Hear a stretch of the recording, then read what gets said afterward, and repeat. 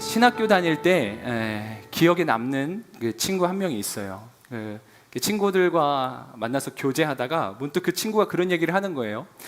자기는 요즘 아버지와 손편지를 주고 받는다라고 이야기를 하더라고요. 굉장히 낭만 있게 들리는 거예요. 와, 모두가 다 그때도 휴대폰을 그래도 다 사용하고 있을 때였는데 뭐 유선 전화도 있고 휴대폰도 있는데 아버지와 그것도 아들이 손편지를 주고받는다고 하니까 되게 낭만적으로 들렸어요. 근데 얼마 있다가 그 저의 낭만은 아주 산산조각이 나고 말았습니다. 왜냐하면 그 친구가 아버지와 손편지를 주고 나눌 수밖에 없었던 이유가 있었기 때문이에요. 집이 너무 가난해서 전화가 다 끊기고 무엇 하나도 이렇게 아버지와 소통할 수 있는 게 없다 보니까 유일하게 이제 편지로 그렇게 소통을 한다라고 하는 그 얘기를 들으면서 저를 비롯해서 주위의 친구들이 숙연해졌던 기억이 있습니다. 제가 아는 한 사모님의 이야기예요. 이 목사님과 사모님이 작은 교회를 목회하시다 보니까 그 가정 형편이 너무 어렵고 힘들죠. 그런데 그때가 마침 이 박찬호 선수가 국민 영웅으로 불려지고 이 IMF로 힘들어하는 국민들에게 많은 힘과 또 소망을 주던 때였다고 해요. 자연스럽게 박찬호 선수에 대한 여러 가지 이슈가 이제 언론을 통해서 조명이 되었는데 그 중에 하나가 이제 이런 내용이었어요. 여러분들도 한 번쯤은 들어보셨지 않을까 싶어요. 이 박찬호 선수가 던지는 공 하나가 얼마다. 그래서 그 선수의 가치가 그만큼 굉장히 크다. 이러한 내용이었겠죠. 하루는 이 사모님이 매스컴을 통해서 그 이야기를 듣고, 야, 박찬호 선수가 정말 돈이 많구나. 이 박찬호 선수 만나서 한 1억만 달라고 하면 안 될까라는 생각이 간절하시더라는 거예요. 삶이 너무 퍽퍽하고 힘들고 그 재정 때문에 어려우니까 왜 그런 생각이 절로 안 드시겠어요? 사실 저 역시도요, 그 사모님 말씀 듣고 어떤 면에서는 정말 위로가 된 거예요. 왜냐하면 저도 그런 비슷한 생각을 해본 적이 있었거든요. 여러분, 한때 이 만수르라고 하는 인물이 국내에서 크게 회자되었던 적이 있었죠. 그때 저도 비슷한 생각을 딱 했었어요. 내가 열심히 아르바이트해서 비행기 값만 어떻게든 모아서 만수르가 사는 나라에 가볼까? 어떻게든 그 사람 만나가지고 내가 울며 불며 바지가랑이를 잡고 1억만 달라고 하면 주지 않을까? 그 사람에게 1억은 나한테 100원도 안 될 텐데. 그런 생각들이 드는 거예요. 여러분들 눈빛을 보니까 목회자가 이렇게 세속적이야 이런 얘기 하시는 건지 모르겠지만 그만큼 이 신학교 다닐 때는 참 어렵고 힘들고 그 정말로 돈 몇만 원 때문에 정말 힘든 시간들을 눈물로 기도해야 했던 일들이 저뿐만 아니라 되게 많은 신학생들의 아마 모습이지 않을까 싶어요. 하루는 그 학교 채플 때 아주 크게 성공한 한 기업인이 와가지고 이렇게 강의처럼 이야기를 했어요. 그분이 그 자신의 강의 말미에 그런 얘기를 하더라고요. 자신의 메일 주소를 불러주면서 어렵고 힘든 형편에 있는 사람들은 연락해라. 후원인이 돼주겠다 이런 거였죠. 난리가 났습니다. 반응들이. 저도요, 메일 주소를 조용히 적었어요. 기숙사 와가지고 한참을 고민했어요. 어떻게 써야 될까? 어떻게 쓰면 내 메일이 돋보여 보일까? 그런데 결국은 안 썼어요. 그렇게 사람들의 삶이 어렵고 힘들다 보니까 그렇게 많은 것을 가진 사람들, 상대적으로 나보다 훨씬 더 나은 형편에 있는 사람들의 모습을 보면서 왠지 모르게 내 삶이 더 힘들고 어렵게 느껴지는, 그래서 그들의 삶을 부럽게 여기는 이러한 이야기들은 아마 저만의 이야기가 아니라 여러분들 모두가 한 번쯤은 인생에서 스치듯 해본 생각들이 아닐까 싶어요. 여러분, 유명한 스포츠 스타나 아니면 세계에서 제일 가는 부자나 크게 성공한 기업인이나 어찌 보면 그들에게는 아주 작고 사소하고 얼마든지 할 수 있는 그 일이 누군가에게는 인생의 죽고 사는 문제에 관련된 일일 수도 있겠다는 생각을 우리가 충분히 해볼 수 있지 않습니까? 이 사람에겐 정말 별것 아니에요. 근데 그게 누군가에게는 인생의 죽고 사는 문제가 달린 일이라는 거죠. 여러분, 그런데 그 대상이 고작 유명한 스포츠 스타나 세계에 제일 가는 부자 정도가 아니라 하나님이라고 한번 생각을 해보면 어떨까요? 20세기 미국 문학의 아버지라고 불리는 존 업다이크라고 하는 그 작가가 있었는데, 이 존 업다이크가 1960년대에 쓴 작품 중에 달려라 토끼라고 하는 그런 장편 소설이 있습니다. 이 작품은요, 이 업다이크 글을 동시대 최고의 작가의 자리에 올려놓은 출세작이자 또 그의 대표작이기도 해요. 제목만 보면 어떤 동화적 색채가 느껴지고 또 무언가 희망찬 그런 활기찬 내용의 줄거리가 이어질 거라고 여겨질지 모르지만 사실상 내용은 정반대입니다. 이 소설의 주인공 해리 앵스트롬은 그가 고교 시절에 유명한 농구 선수였지만 그러나 그가 그런 유명세를 지속적으로 이어가지 못해요. 그는 졸업 후에 그저 평범한 세일즈맨으로 그냥 인생을 살아가게 됩니다. 그런데요, 그의 인생의 면면을 조금 더 자세히 들여다보면 결코 평범하다고도 할 수 없을 만큼 그의 삶의 조각조각들은 그렇게 다 무너져 내린 것이나 다름없었어요. 경제적 형편이요 날이 갈수록 어려워지고요, 도무지 나아질 기미가 없는 거예요. 그의 아내는 알코올과 TV 중독에 그렇게 시달리고 있었습니다. 그리고요, 그 자신도요, 본인이 과거에 누렸던 그 유명세에만 여전히 취해 있어서 지금 현실에 집중하지 못하고 자꾸만 인생의 깊은 회의감만을 느끼면서 마음에 낙심만 찾아오는 거예요. 우울증이 오는 거예요. 결국 그는 이 모든 것들을 견디다 못해 집을 뛰쳐나갔고요, 그 집을 뛰쳐나가서 매춘부와 외도에 빠지게 되는 겁니다. 이로 인해서 그의 아내는 극심한 우울증을 겪게 되고 더 심한 알코올 중독에 시달리게 돼요. 하루는 이 아내가 술을 진탕 마시고 갓난 딸 아이를 씻기다가 그만 그 갓난 아이가 익사하는 사고가 벌어지고 말아요. 사고가 일어난 날 저녁에 이 해리는 아무도 없는 집으로 돌아와서 그 욕실에 들어섭니다. 그리고 자신의 갓난 딸아이가 빠져 죽어간 그 물이 아직도 그대로 차 있는 욕조를 바라봐요. 제가 한 대목을 읽어드리겠습니다. 그는 소매를 걷고 팔을 아래로 내려 마개를 뽑는다. 물이 흔들리고 배수구가 헐떡거린다. 그는 수면의 선이 욕조의 벽을 따라 천천히 균일하게 아래로 미끄러지다가 이윽고 미친 듯한 소용돌이의 외침과 함께 마지막 남은 것마저 빨려나가는 것을 지켜본다. 그는 생각한다. 이 얼마나 쉬운가. 그런데도 하나님은 그 모든 힘을 갖고도 아무런 일도 하지 않았다. 고작 저 작은 고무막에만 들어 올리면 되는데. 여러분, 이 마지막 문장, 고작 저 작은 고무막에만 들어 올리면 되는데. 여러분, 저는 이 해리의 정말 복잡하고 처절한 심정이 담겨있는 그 한 문장이지 않을까 싶어요. 저 고무막에만 들어 올리면 되는데. 여러분, 이 문장이 오늘날 정말 많은 크리스천들이 안고 살아가는 인생의 때로는 나지막하고 큰 신음이 아닐까 싶어요. 하나님을 바라보면서 그런 마음을 갖는 거예요. 고작 고무막에만 들어 올리면 되는데, 하나님 고작 그 하나만 해결해 주시면 되는데, 세상을 만드시고 인생을 주관하시고 온 세상의 주인이라고 하시는 유명한 스포츠 스타나 세계적인 부자와는 비교도 할 수 없는 그 영원한 하나님, 위대한 하나님, 그분에게 그건 얼마나 쉬운 일일까? 고작 그거 하나만 해주시면 되는데. 여러분, 우리 인생이 정말 그렇지 않아요? 작디 작아 보이는 그 작은 고무막에 같은 일만 해결된다면 우리 인생은 아무런 해를 입지 않을 만한 일들이 얼마나 많아 보여요. 물론 그 작은 고무막이라는 것이 그 갓난 어린아이가 직접 들어 올리기에는 크고 힘든 일이었어요. 그러니까 아이가 결국은 그 물에 빠져 죽어갈 수밖에 없었겠죠. 우리 인생도 그렇겠죠. 그 작은 고무마개가 우리 힘으로는 도통 해결되지 않을 것 같지만, 그러나 전능하시고 살아계신 하나님 앞에는 이건 너무너무나 쉬운 일이에요. 그거를 못하고 안 해주시는 하나님이 너무나 야속할 뿐인 거죠. 여러분, 우리가 잘 알다시피 욥은 성경에서 고난의 대명사로 불리는 인물이에요. 욥이라는 그의 이름 자체가 여러 견해들이 있지만 보편적으로 해석하기에는 그 이름의 뜻조차 재난을 당한 사람이라고 하는 의미를 갖고 있거든요. 이 욥의 이야기는 허구의 이야기다, 설화다, 꾸며낸 이야기다, 지어낸 이야기다라고도 하는 사람들이 있지만 그렇지 않습니다. 이 욥은 실제 존재했던 인물이에요. 다른 성경에도 이의 이름이 기록되는가 하면 고고학적 발굴에 의하면 실제로 이 시대 때 살았던 많은 사람들이 욥이라고 하는 이름을 가졌다라는 것들도 증명되었다고 합니다. 여러 가지 견해들에 의해서 욥기는 실제 존재했던 인물의 이야기를 성경이 지금 기록하고 있다는 거예요. 뿐만 아니라 이 욥은요, 성경의 중간쯤에 기록되어 있다 보니까 나중 시대의 사람처럼 여겨질지 모르겠지만 이 욥은 아브라함과 함께 족장 시대의 사람이었어요. 그러니까 아브라함이 얼마나 오래전 사람이에요? 혹은 아브라함보다 오히려 이전 시대의 사람이라고 보는 것이 일반적인 견해입니다. 여러분들, 우리 인생에 찾아오는 고난과 재난이라는 게 이런 거예요.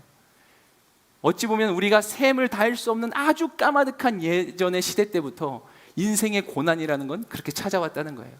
살만해지고 현대가 문명화되고 그래서 고난이 찾아오는 게 아니라 우리가 감히 다 해결할 수 없는 그 아주 오래전의 시대에도 이미 죄악으로 인해서 그 하나님의 창조 질서가 깨트려진 이 세상 가운데는 고난은 피할 수 없는 문제가 되었다라는 거죠. 상당한 오래전 인물이 바로 욥이에요. 그런 욥이 어느 날 하루아침에 느닷없이 처참하고 비극적인 인생의 고난들을 경험하는 거예요. 아무리 생각해도 이거는 정말 끔찍한 일입니다.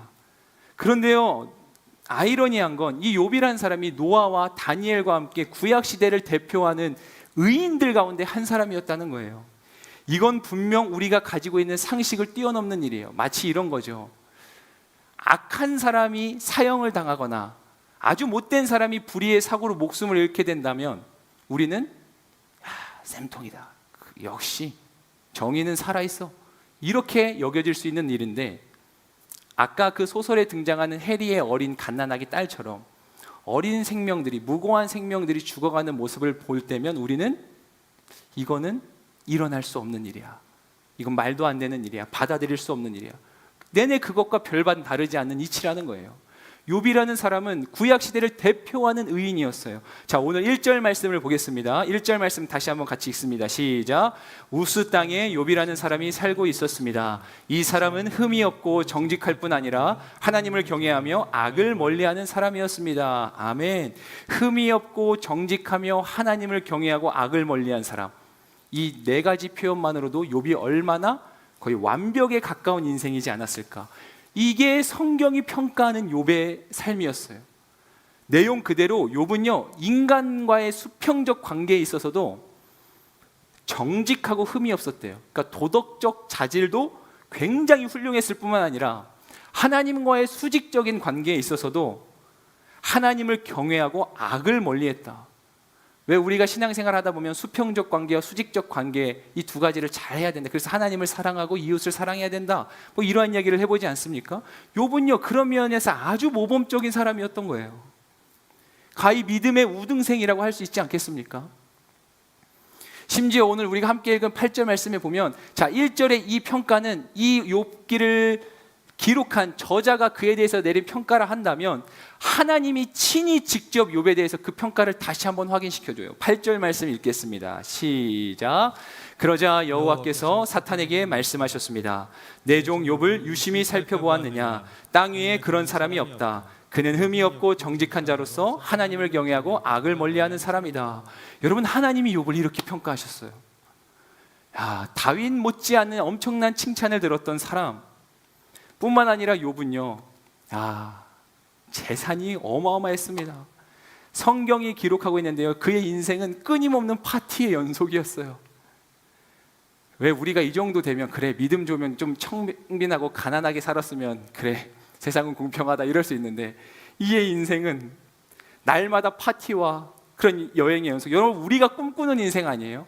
하나님이 칭찬할 만한 믿음을 가지고 있지만 내 인생은 날마다 파티와 여행의 연속.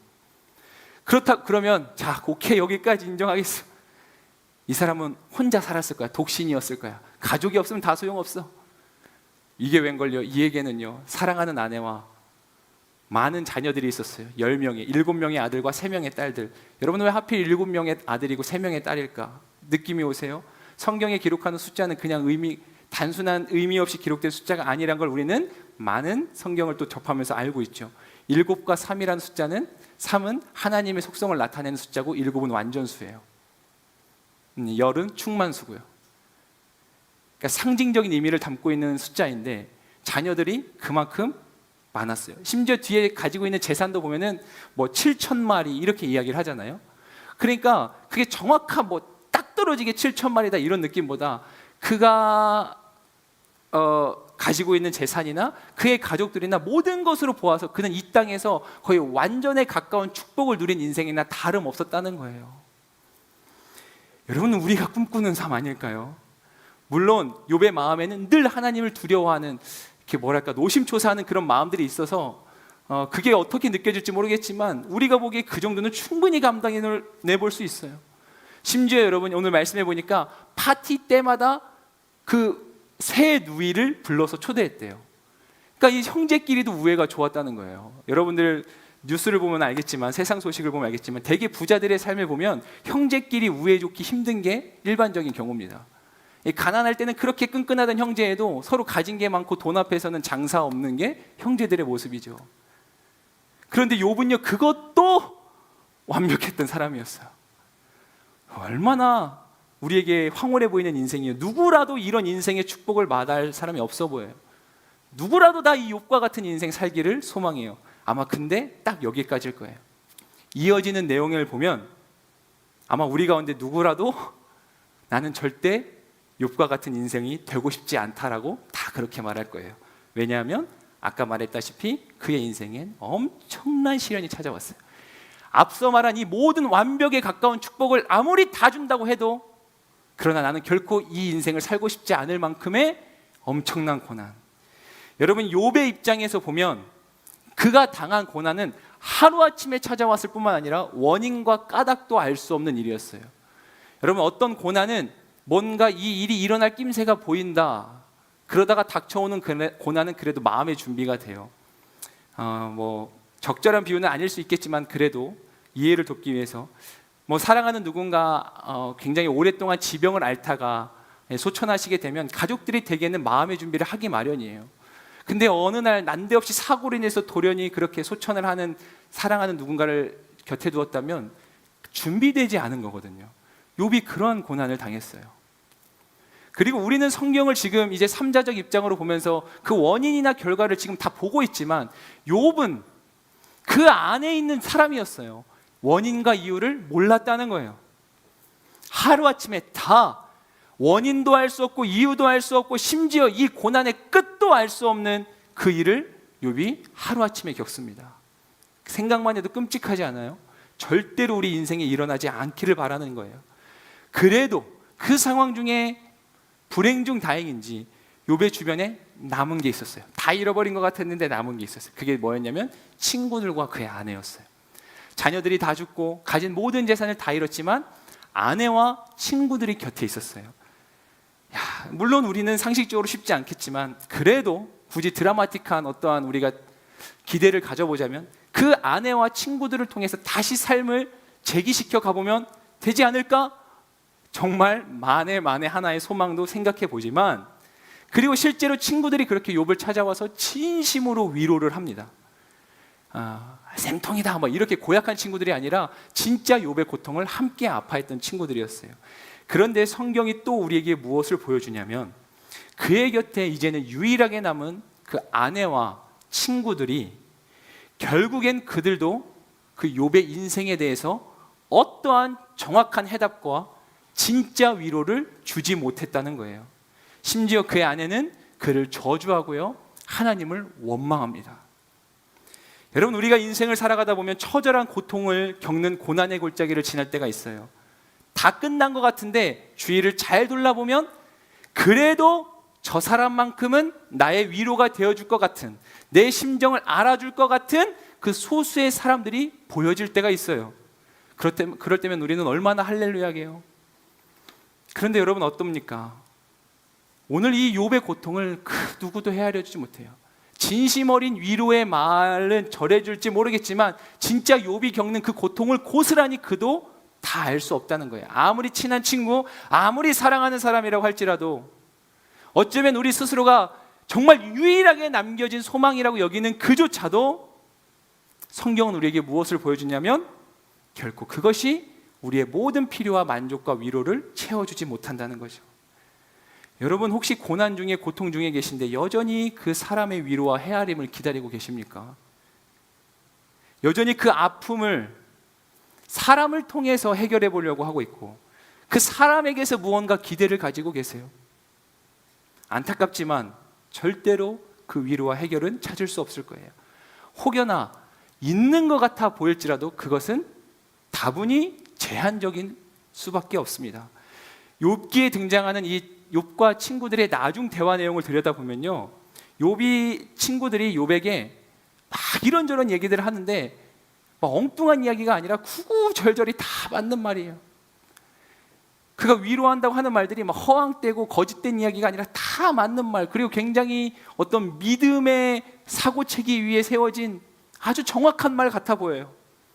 그런데 여러분, 아무리 틀림없고 아무리 일리가 있는 말이라고 할지라도, 그러나 그 모든 말들이 그 상황을 정확히 해석하는 말은 아닐 수 있다는 거예요. 그러니까 우리가 누군가에게 위로를 할 때 함부로 판단하고 해석하려 한다는 게 얼마나 어리석어 보이는 일일 수 있을지, 그게 아무리 틀림없어 보여도 그 말 자체가 그 상황을 정확하게 해석하는 말이 아닐 수 있다는 거예요. 그러니까 우리는 여기서 다시 한번 우리가 말을 할 때 얼마나 조심하고 또 가리고 주의해야 될 필요가 있는지를 깨달아 보게 되죠. 그리고 들리는 말에 모든 걸 우리가 판단을 결정할 수 있다는 것도 조심해야 된다는 거예요. 욥의 친구들과 그 욥의 대화, 그 말과 사고를 보면 다분히 인과응보적인 사고를 펼치고 있어요. 여러분, 사실 이게 오늘날 우리들이 가지고 있는 생각인 거예요. 잘하면 복받고 못하면 벌받고, 바꿔 말하면 복받으려면 잘해야 되고, 그리고 벌받는 이유는 내가 못해서 그런 거고, 이게 인과응보적인 사고거든요. 물론 성경에서도 이러한 것들을 이야기해요. 이러한 원리를 이야기하지만, 그러나 그게 다가 아니라는 것, 그 모든 원리들 가장 상위에 있는 개념과 가치는 하나님의 주권이거든요. 하나님. 그런데 우리는 그 단편적인 것만을 보면서 소위 말하는, 우리도 인생을 살아가다 보면 내가 꽂히는 어떠한 인생의 철학 같은 게 하나가 있거든요. 믿음 생활하다 보면 또 그런 게 있어요. 누구는 굉장히 은혜적인 사고 안에 꽂혀 있고, 누구는 굉장히 율법적인 사람이 있어요. 그 둘이 서로 만나 대화하면 둘 다 맞는 말인데 서로가 하나됨이 어려워져요. 자기가 가진 철학에 꽂혀버리는 거예요. 이게 우리가 가진 사고의 한계라는 거죠. 쉽게 말해서요, 전능하시고 크신 하나님을 그 인과응보적인 사고체계 안에다 지금 가둬놓고 이야기하는 거예요.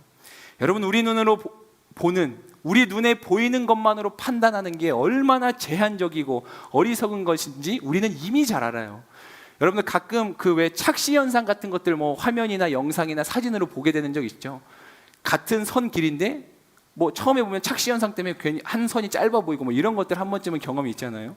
여러분, 그것만 봐도요, 인간의 가진 한계가 그렇게나 연약해요. 눈에 보이는 것도 제대로 못 보는 게 우리의 인생이에요. 눈에 보이는 것도 착시가 일어나가지고 엉뚱하게 해석하는 게 우리라고요. 그런데 하다못해 보이지 않는 것이 분명히 존재함에도 보이는 것만 가지고 세상을 살아간다, 유물론적인 사고 안에 살아간다, 얼마나 지엽적인 인생이 되겠습니까? 오늘 말씀에 보면요, 이렇게 눈에 보이는 이야기 그 배후에 또 다른 이야기가 있다는 걸 알고 있어요. 그걸 보여주고 있어요. 그게 바로 하나님과 사탄의 대화 장면이에요. 이건 영적 세계에 일어나고 있는 일이었죠. 영적 세계란 그냥 지금 이 단락에서 쉽게 정리하면 눈에 보이지 않는 세계. 여러분, 눈에 보이는 육신의 물질적인 세계뿐만이 아니라 눈에 보이지 않는 영적 세계가 반드시 존재합니다. 그리고 이것을 인정하고 인식하며 살아가는 지혜가 우리 크리스천들에겐 절대적으로 필요해요. 특별히 이 시대는요, 자꾸만 우리를 유물론적 사고관 안에 갇히게 만드는 수많은 매스컴과 미디어들이 넘쳐나고 있지 않아요?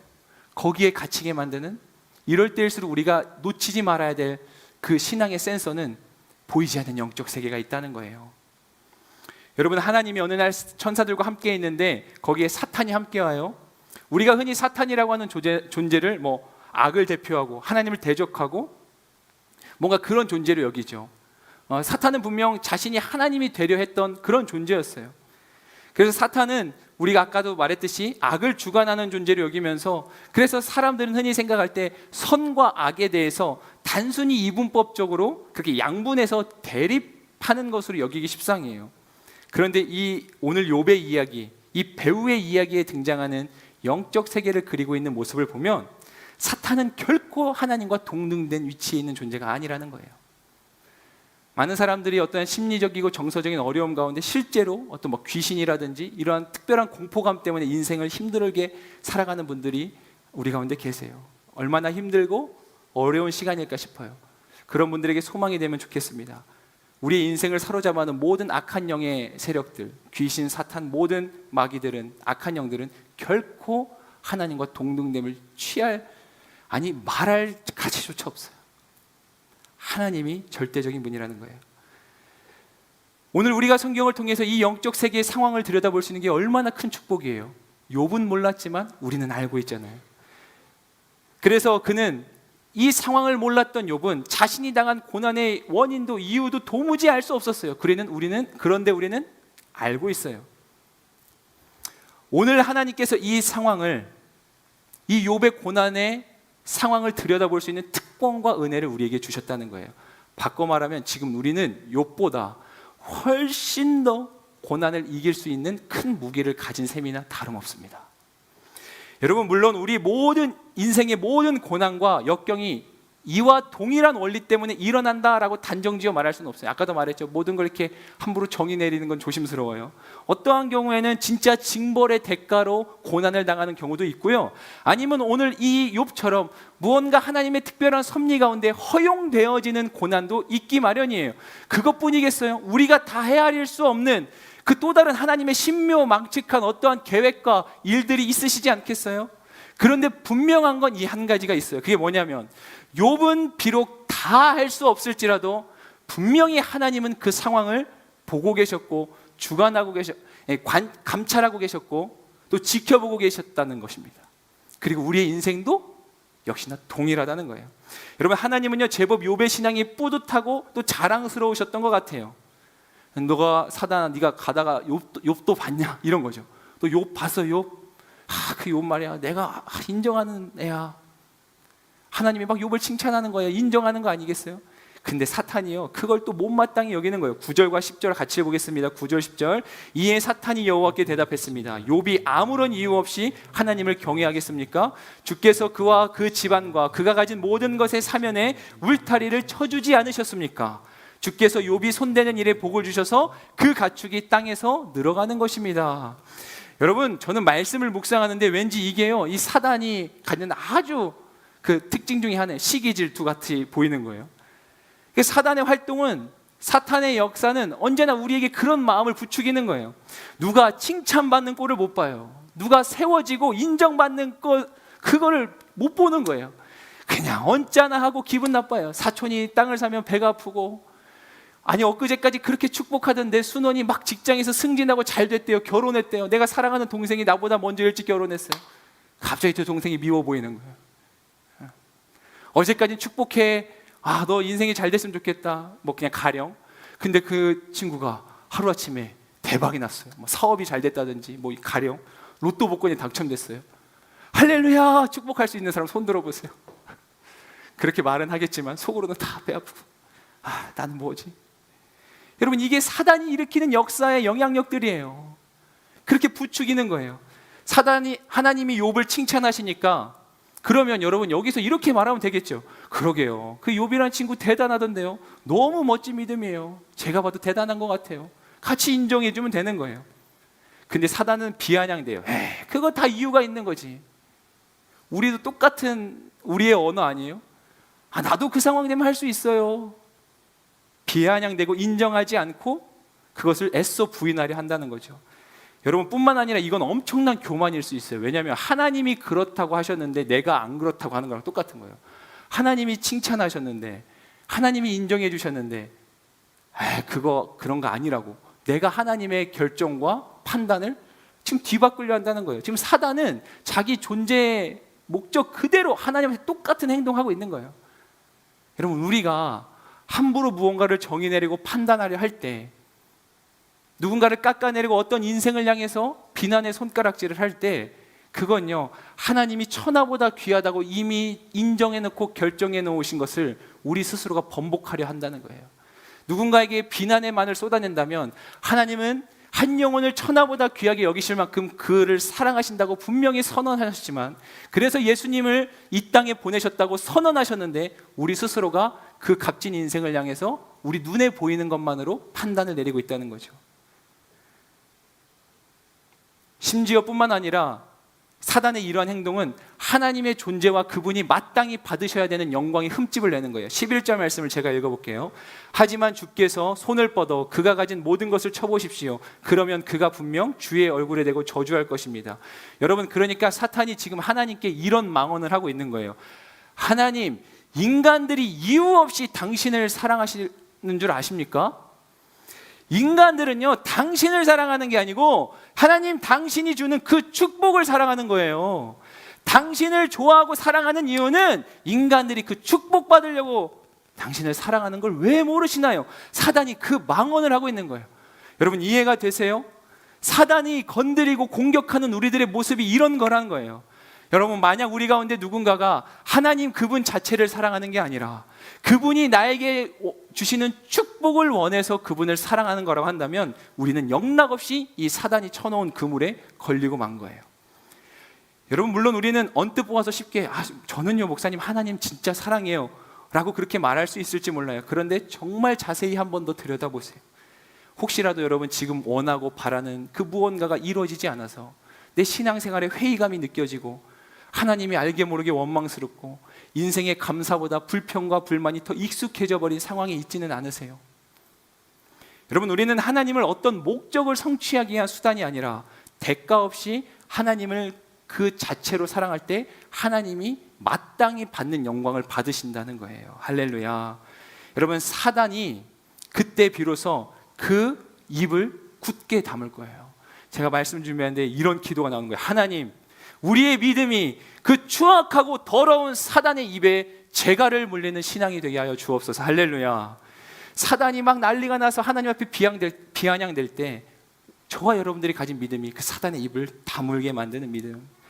여러분 평소에 삶이 평온하고 평탄할 때는 하나님의 존재를 인정하고 신뢰하며 살아가요. 신앙생활도 틀림없이 해요. 11조도 잘하고 예물도 잘 드리고 하나님 것 딱딱 제대로 계산해요. 근데 인생의 어려움이 찾아오고 상황이 어려워지고 그러면 신앙을 쉽게 저버리고 내 살 길이 급급해서 하나님과 동떨어진 인생을 살아간다. 여러분 그런 인생들이 있다고 한다면 우리는 지금 사단이 말한 대로 되고 있는 거예요. 그러나 엄청난 고난 속에서도 여전히 끝까지 하나님을 사랑하는 분들이 있어요. 주기철 목사님, 문준경 전사님, 우리 신앙의 위대한 그 선조들과 또 성경에 기록된 수많은 이들이 보면 그 엄청난 고난 중에도 사도 바울과 같이 하나님을 끝까지 사랑한 사람. 여러분 전자가 사실은 욥의 아내 같은 사람이었어요. 그러면 후자가 욥의 신앙이라고 할 수 있겠죠. 욥의 아내는요 정확히 사단이 말한 그대로 행동했어요. 인생이 어려워지니까 하나님 원망하고 저주했다. 여러분 사단이 얼마나 크게 기뻐하고 춤출 만한 일이었겠어요. 아마 사탄이 욥의 아내를 보면서 그렇지 이거 봐요 내 말이 맞죠 막 신나가지고 하나님 앞에서 아주 까불었을 거예요. 그런데 욥의 행동은 조금 달랐어요. 20절과 22절 말씀 같이 읽겠습니다. 큰 목소리로 시작. 이 말에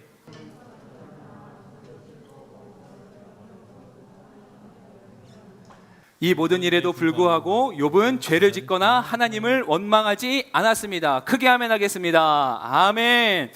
여러분 이 말에 욥은 땅에 엎드려 경배했대요. 이 모든 일에도 불구하고 욥은 하나님을 원망하지 않았대요. 욥이 그 처절한 고난 속에서도 엎드려서 하나님을 경배했을 때 아까 욥의 아내를 보면서 춤추던 사단이 그 입이 굳게 닫히고 하나님의 입가엔 얼마나 큰 미소가 번졌을까. 욥을 보면서 사단은 크게 당황하기 시작했고 하나님의 이름은 진짜 하나님 됨으로 영광받기 시작했다. 여러분 언젠가도 그런 이야기 했죠. 사단을 춤추게 하는 인생 되지 말고 하나님을 미소 짓게 하는 인생 되시길 바란다고요. 여러분 명심하고 꼭 기억하세요. 여러분들이 인생을 살아가다 어려움을 당하고 환난을 당할 때 그때 여러분들이 하나님 앞에 보이는 반응은 그냥 단지 내 신앙의 여부 그거를 떠나서 그 반응으로 하여금 하나님이 진짜 하나님이 되시는가 아니면 사단이 춤을 추게 하는 건가, 그 놀라운 일들을 결정짓는 거라는 거예요. 너무나 중대하고 중요한 사실이지 않아요? 내가 고난 앞에 신앙으로 버티면 나중에 복 받을 거야. 물론 그런 은혜로운 일들도 일어나면 좋겠죠. 근데 단지 그런 차원이 아니라 고난 앞에 보이는 내 반응으로 인해서 하나님이 하나님 되실 수도 있지만 반대로 사단을 크게 기뻐하며 하나님보다 사단을 더 우월한 존재로 만들 수도 있다는 거예요. 여러분 그런 일 해본 적, 이렇게 말하면 그냥 추상적으로 느껴질 수 있는데 저희 살아가다 뭐 다 디테일하게 얘기할 수 없지만 그런 경험이 있는 것 같아요. 여러분 뭐 아버지가 뭐 평소엔 투닥거리고 우리 아버지가 막 나랑 사이가 그래도 아니 우리 아버지가 밖에 나갔는데 누구 남한테 막 무시받는 꼴 당하면 여러분들 기분 어때요? 속상하지 않아요? 막 우리 아버지가 뭐 능력이 없어서 밖에서 굽신거리고 이런 모습 보면은 어떤 자녀가 그 마음이 행복하겠냐고요. 그렇게 말하니까 조금 와 닿으세요? 우리가 고난 앞에 정당한 반응을 보이지 못할 때 하나님이 사단 앞에 그렇게 외람된 표현입니다. 조롱거리가 그럴 수도 없는 분이지만 마치 우리가 그렇게 만드는 것과 다를 게 없다. 여러분 이제 말씀을 좀 정리하고 우리 같이 기도해 보려고 해요. 우리가 많은 경우에 고난이 다가올 때 왜라고 하는 질문이 반사적으로 튀어나와요. 왜 나에게 이러한 고난이 왔는가? 그것을 알고 싶고 그 이유를 찾으려 한다는 거예요. 그래서 여러분 어떤 때는 이유가 찾아지기도 해요. 그런데 여러분 물어보고 싶어요. 그 이유가 찾아졌을 때, 안 찾을 때가 더 많겠지만요, 그 이유를 발견했을 때 여러분 마음이 시원하셨어요? 그래서 다 해결되셨어요?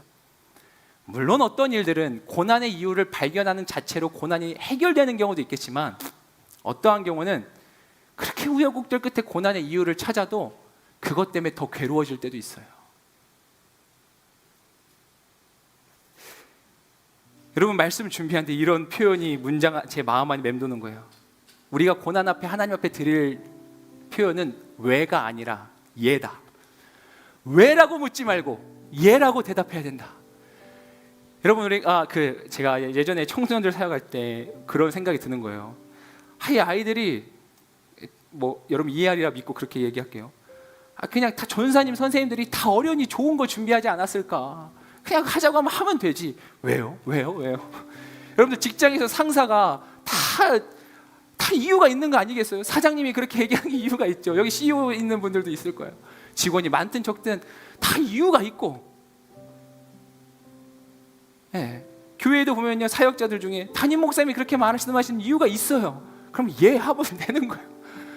근데 왜요? 물론 뭐 그게 악하다고 볼 수는 없지만 여러분들이라면 어떻겠냐고요. 내가 직장에 직원이 있는데 시키면은 뭔가 얘기하면 그냥 하고 하는 사람이 있는가 하면 누구는 말끝마다 왜요? 아 그렇구나. 네 알겠습니다. 그제서야 이해하는 사람이라 누구에게 더 이쁨이 가겠냐는 거예요. 여러분 우리에게 필요한 건 인생의 해석과 해답이 아니고 신뢰입니다. 우리의 인생의 고난의 골짜기를 지날 때 우리가 던져야 될 질문은 왜요 하나님이 아니라 하나님이에요. 왜 내 인생은 이런가가 아니라 그래도 내 인생이 여전히 하나님 손에 있습니다. 여러분 오늘 본문을 통해서 우리는 명확한 것을 다시 보게 돼요. 내가 기독교의 신앙을 가진 것은 놀라운 축복이지만 그러나 그 자체만으로 세상 속에서 고난을 당하지 않도록 해주는 백신이 되지는 않는다는 거예요. 하나님은 당신의 자녀들을 지극히 사랑하심에도 불구하고 그 자녀들을 왠지는 모르겠지만 고난에서 면제시키지 않으세요. 우리는 이 고난을 들여다볼 때 예수님을 생각하지 않을 수가 없어요. 예수님이 당하신 그 핍박과 조롱과 수치도 사실 욥 못지 않아요. 왜냐하면 예수님은 하나님이셨으니까. 세상의 만왕의 왕이요 만주의 주 되신 그분이 모든 걸 다 내어버리고 그 한복판으로 들어갔어요. 예수님이 이런 것 같아요. 하나님이 낮고 낮은 데를 찾다가 찾은 데가 말구유 위에 어린아이의 몸이었어요.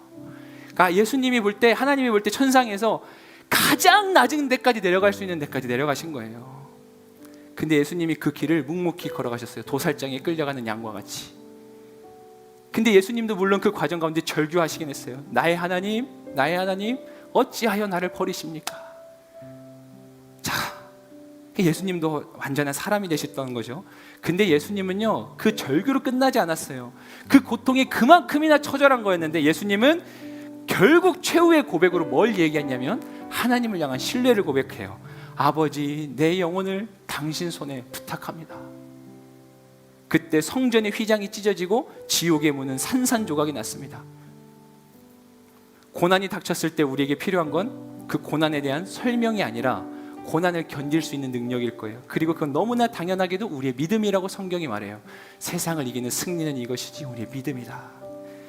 성경은요 우리에게 고난당하지 않는 법을 말하기보다 고난을 당할 때 우리가 가질 수 있는 믿음의 태도를 이야기해요. 가끔 지나가다가 큰 건물이나 아니면 막 깊은 지하도나 아니면 웅장한 다리를 건널 때 신기해요. 야 이걸 어떻게 사람이 만들까? 이런 웅장한 다리, 이런 엄청난 건물을 어떻게 사람이 만들까? 여러분, 다리 건너갈 때 다리 어떻게 만드는지 다 알고 건너가세요? 그럼 공학도들만 건너가야겠죠. 그것도 아주 우등생들만. 다리 어떻게 만드는지 몰라도 우리는 그 다리를 다 건너가요. 그게 신뢰예요. 때로는 고난 가운데 있는 사랑하는 우리 귀한 청년들이요, 여전히 여러분들이 하나님을 사랑할 수 있는 믿음이기를 주님의 이름으로 축복합니다. 그때 사단의 권세는 처참히 무너지고 하나님의 영광은 드러나게 될 거예요. 아멘. 우리가 이러한 고백 가지고 함께 찬양을 고백할 텐데, 이러한 욥의 고백이 담겨져 있는 고백입니다. 여러분들 함께 우리 하나님 옆에 이 고백을 올려드리며 나아가겠습니다. 철저히 무너진 삶 속에서 하나님 나에게 역사하시고 믿음의 시선을 허락하사 주를 주목하게 하시네. 때로는 견디기 힘들 때도